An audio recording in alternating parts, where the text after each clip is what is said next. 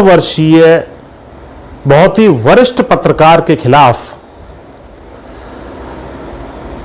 हिमाचल प्रदेश में देशद्रोह का मुकदमा कायम कर दिया गया। उनका अपराध केवल इतना था कि उन्होंने कुछ ऐसे प्रश्न सरकार से पूछे थे जो सरकार को पसंद नहीं थे। अब पत्रकार का काम तो प्रश्न पूछना ही है।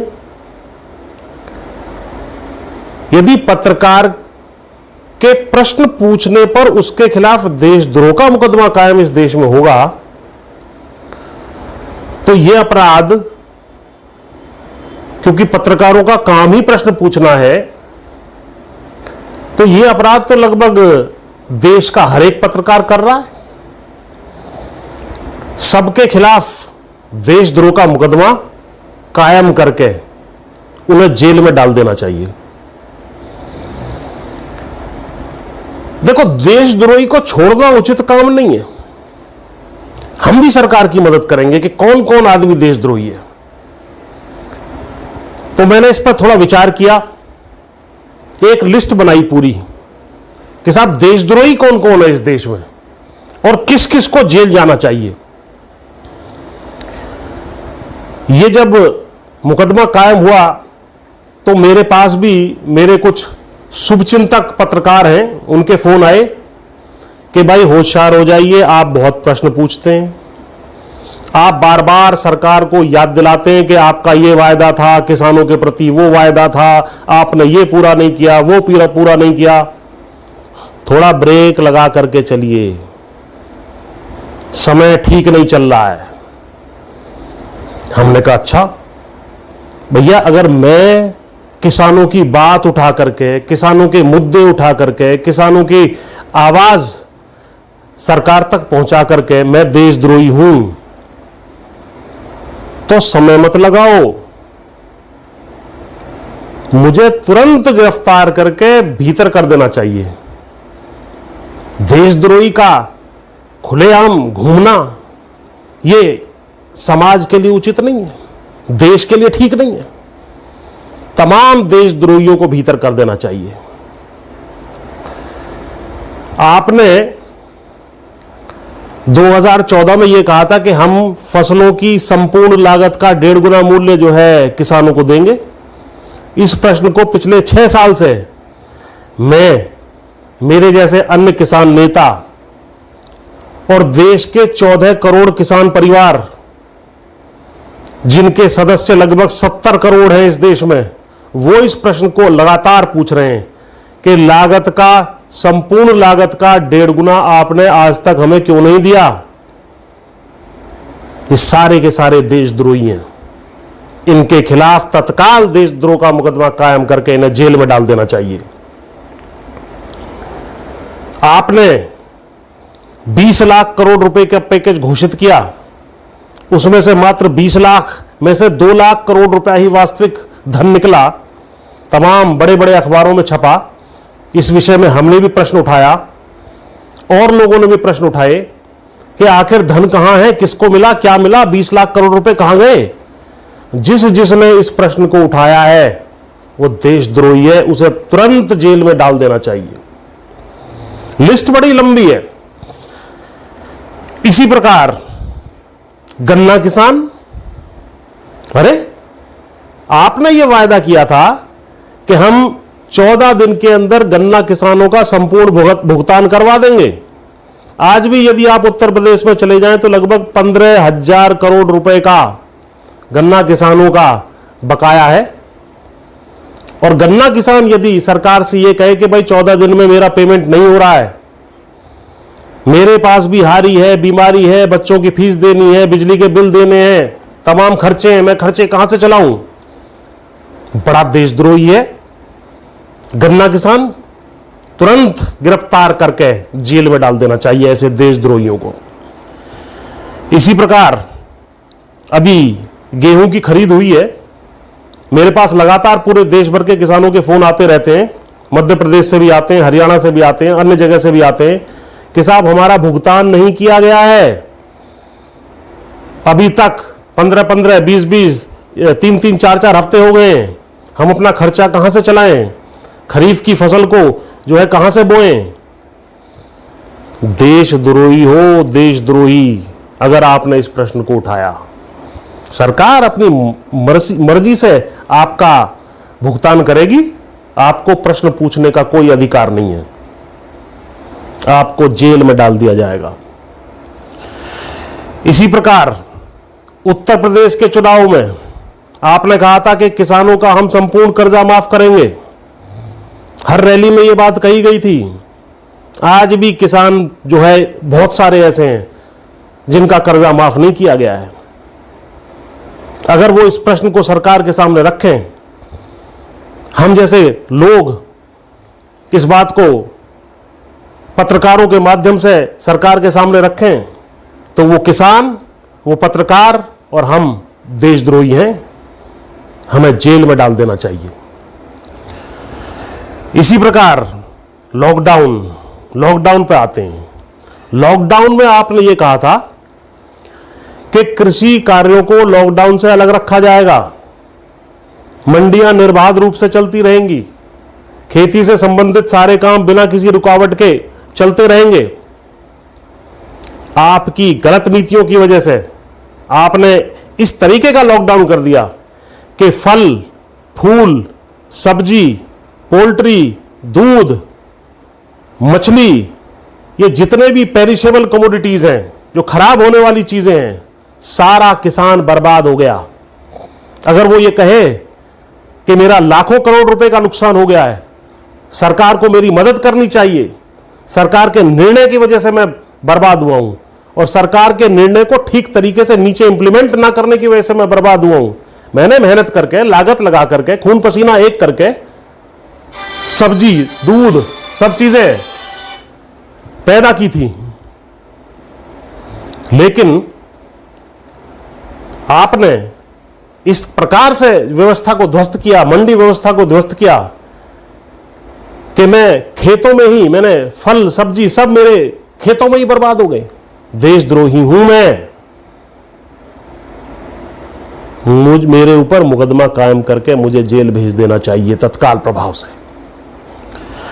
इसके बाद लॉकडाउन, हमने लॉकडाउन लगाया, एक करोड़ों देशद्रोही मजदूर जो है झोला उठा करके, सर पे सामान रख के, बीवी बच्चों को जो है बैठा करके चल दिए,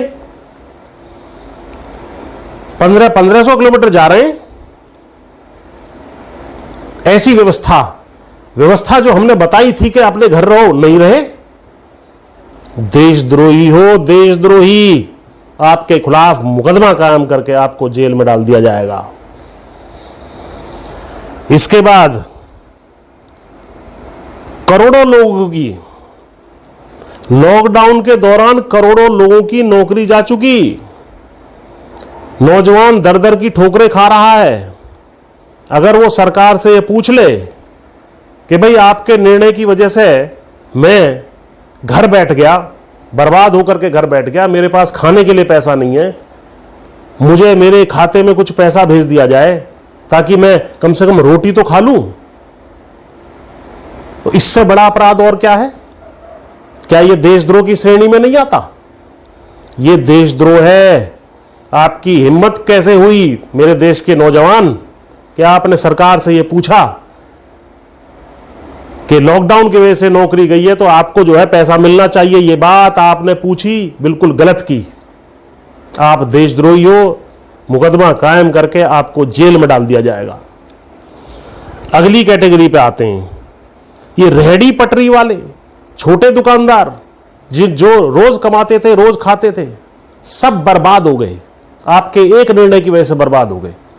पहले नोटबंदी में बर्बाद हुए, उसके बाद जो है जीएसटी में बर्बाद हुए, उसके बाद अब लॉकडाउन में बर्बाद हुए।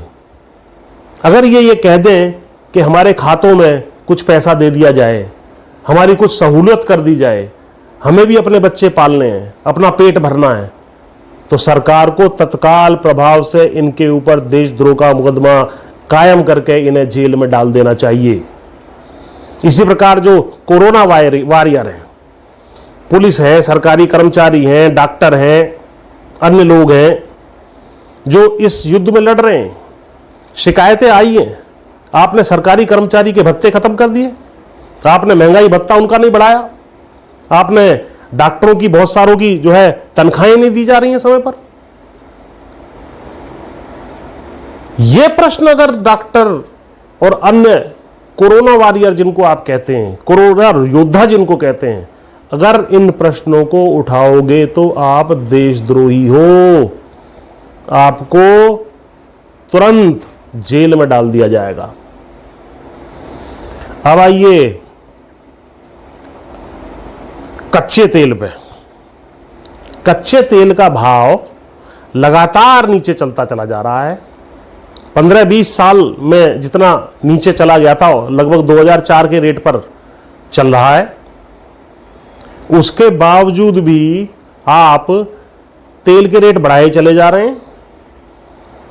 जब पूर्व की सरकारें होती थी तो आप खड़े हो जाते थे, आप सड़कों पर उतर आते थे कि हम आएंगे तो 35 रुपए से ज्यादा पेट्रोल नहीं होगा, 25 रुपए से ज्यादा जो है डीजल नहीं होगा, इस तरह की बातें करते हैं। आज डीजल और पेट्रोल पिछले 7-8 दिन से लगातार आप उसका रेट बढ़ाए जा रहे हैं, जबकि कच्चा तेल बहुत ज्यादा सस्ता आ रहा है।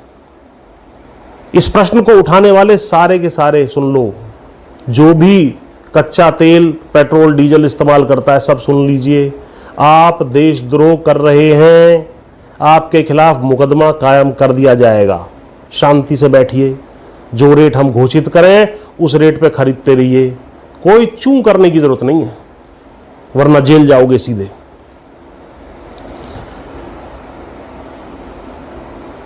कौन बच गया?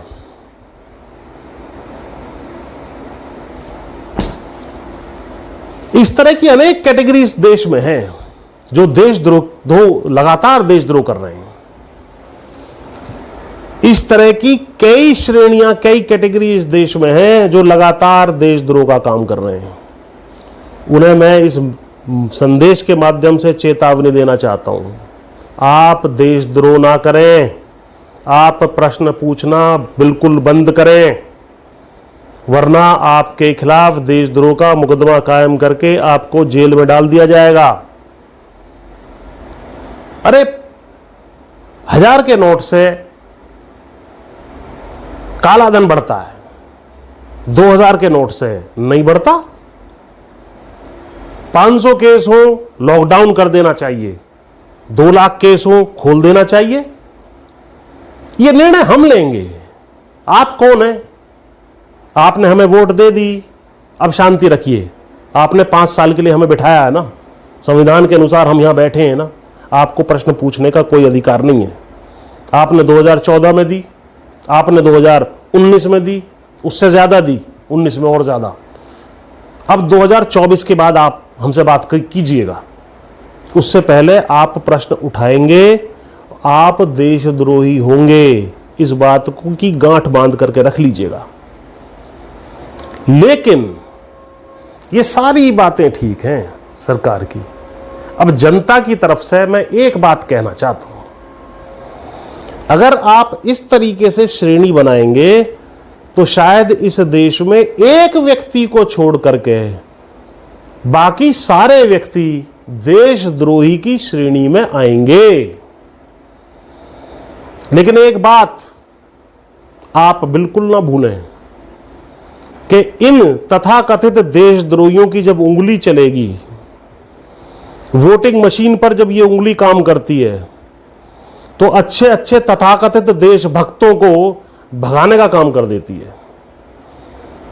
इस उंगली को चलाने के लिए इस देश की देशभक्त जनता को मजबूर मत करिए।